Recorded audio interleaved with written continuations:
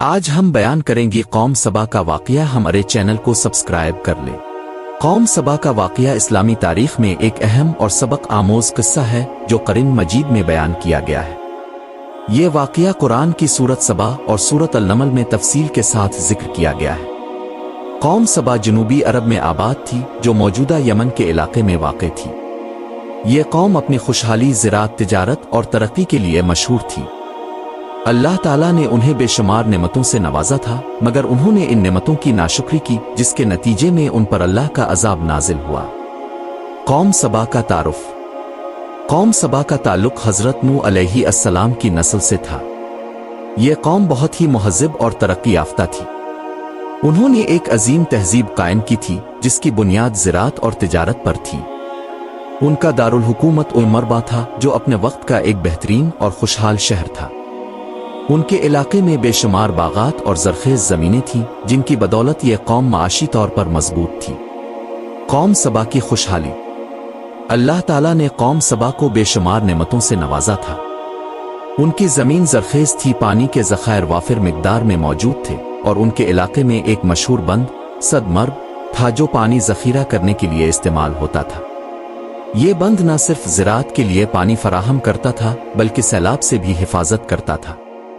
قوم سبا کے باغات کی حالت ایسی تھی کہ ان کے دونوں طرف شاندار باغ تھے۔ قرآن مجید میں اللہ تعالیٰ فرما سورت سب ترجمہ۔ قوم سبا کے لیے ان کی بستی میں ایک نشانی تھی، دائیں اور بائیں دو باغ تھے۔ اپنے رب کا رزق کھاؤ اور اس کا شکر ادا کرو، یہ پاکیزہ شہر ہے اور تمہارا رب بہت بخشنے والا ہے۔ قوم کی ناشکری۔ قوم سبا کو اللہ تعالیٰ نے ان گنت نعمتوں سے نوازا تھا، لیکن وہ ناشکری کرنے لگے۔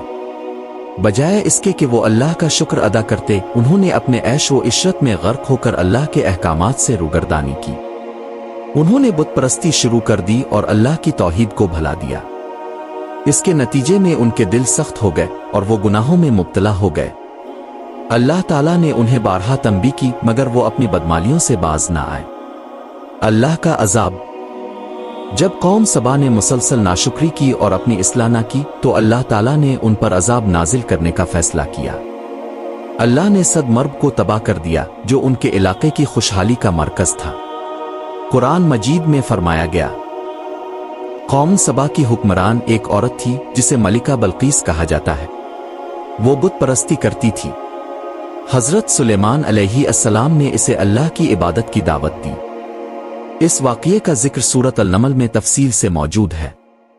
حضرت سلیمان علیہ السلام نے ہدہد کے ذریعے ملکہ سبا کو ایک خط بھیجوایا جس میں اسے اسلام قبول کرنے کی دعوت دی گئی۔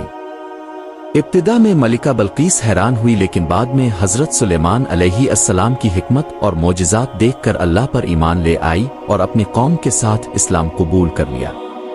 سبق اور عبرت۔